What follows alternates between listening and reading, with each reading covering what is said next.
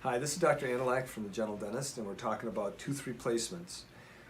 So what happens if someone does lose their teeth and they're tired of having these dentures flopping around in their mouth because there's no vacuum, no suction?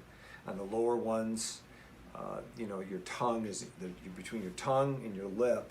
The denture fits between there and it tries to balance in there, but if you chew something hard, the denture gets off place. You bite down and it mars the gum tissue, so they're very difficult to use. And not only that, but they can be embarrassing too. When you're smiling, if you're laughing with your grandkids or your kids, and all of a sudden a thing comes out, there's no other embarrassing moment. A number of patients have told me those situations have happened, and they want to deal with it, and they don't want to be an embarrassment.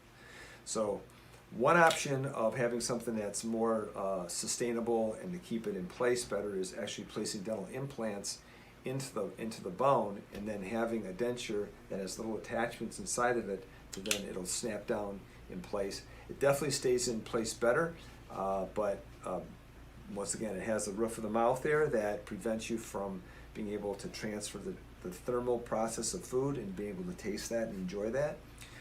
And also you have to take it out at nighttime to keep it clean, and you can't get food underneath these flanges. And so it's definitely better than a full denture, and it's a way that people who have full dentures that we've been able to help out quite a bit so that they don't come out. But the next process is where we can actually extract teeth and use something that where the device actually gets screwed down into the implants, and so it's much more stable. This will actually increase your ability to chew food over a regular denture, probably about 40 to 50% more than a full denture. So maybe around 80% of the chewing capacity that you would have with natural teeth. That's what you can find with an implant retained denture. That's what that's called, an implant retained denture. Thank you.